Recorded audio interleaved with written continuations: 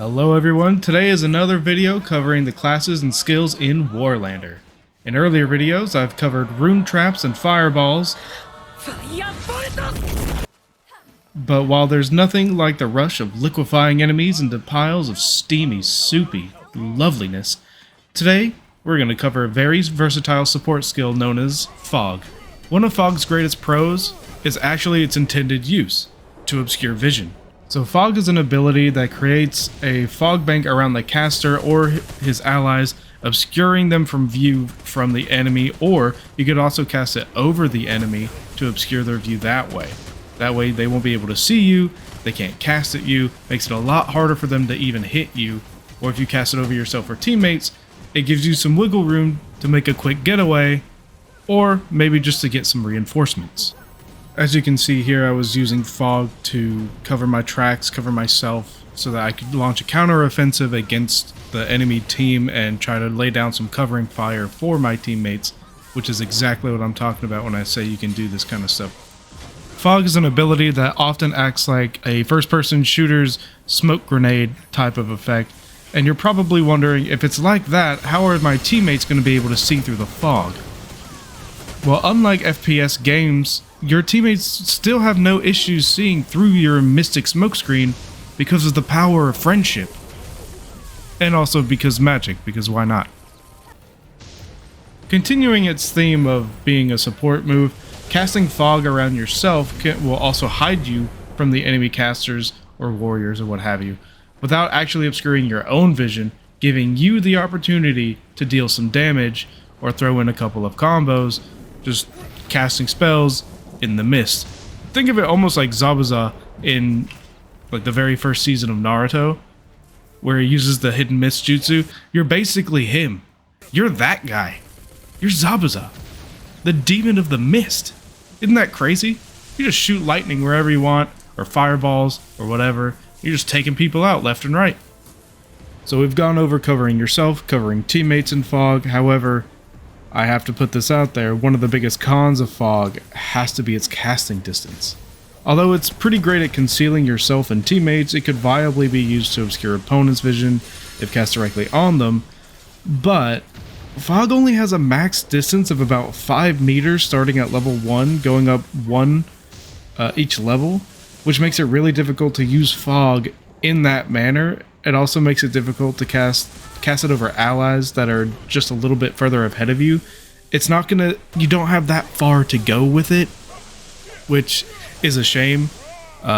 If it had a much further distance, it would honestly be kind of OP, if I'm being totally honest, just with the way it works, at least in my mind.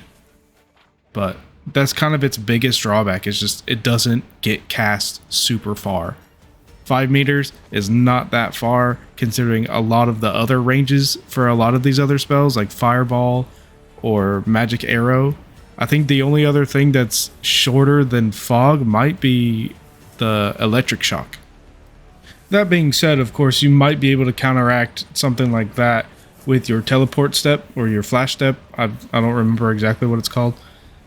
But you can probably substitute that for your distance a little bit, but I wouldn't rely on that too heavily, especially because that particular move is really good for getting away out of bad situations, and I'll cover that in another video, of course.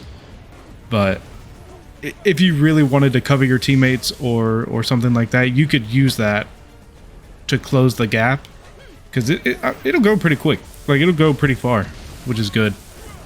So you could probably use that in conjunction with Fog, which is an example of a good combination. Another one of Fog's assets is its cost effectiveness. At level 1, it comes in seemingly high at a 15 combat power, going up to 30 at level 2 and 45 at level 3, but that actually makes it cheaper than Lightning at level 3. In fact, Fog at level 3 is only beaten in price by 3 other secondary skills out of a total of 8 skills available, and here they are right now. Fog's duration can be the difference between defeat and a quick getaway, or a counterattack. At level 1, the duration of Fog is only about 6 seconds. It may not sound like much time, but in the midst of a scuffle where every second counts, it can be a huge help. Duration also increases as its level gets higher, clocking in at about 7 seconds at level 2 and 8 seconds at level 3, widening the window in which you can escape or launch a counteroffensive, or have allies come in and take over the fight for you. I've personally found that using fog to reposition myself for an attack works really well. Enemies tend to try to fire or attack where they last saw you, so if you're repositioning and they don't know where you went, this is going to be a really good thing to use, because obviously then they lose track of you and you can just come up behind them or do whatever and hopefully take them out before they take you out. Another noteworthy advantage of using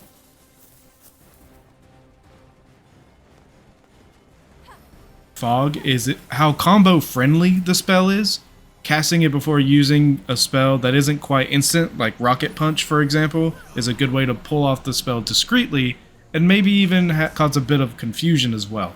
Casting it over archers waiting for just the right moment to strike can also help prevent them from taking direct attacks as they aim, allowing for a much more devastating barrage. You can also hide napalm or wind traps in fog as the enemy approaches to catch them off guard. That one requires a bit more timing finesse.